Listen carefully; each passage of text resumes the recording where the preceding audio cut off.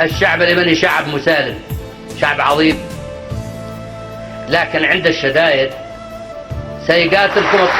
سيقاتلكم اليوم وبعد اليوم. هذه فعلا المقولة مقبرة للغزاة هي اليمن. وما تعود الإنسان، عندما يتعود واحد على الصبر على الجوع يثبت. تعودنا على الجوع، تعودنا على المرض، تعودنا على كل شيء، تعودنا على القتال. الآن ما عاد فيش الفزع الذي بدأ في بداية الحرب في 26 مارس. لن يوجد الفزع، لا في القبل ولا في القرى ولا في المدن ولا حد.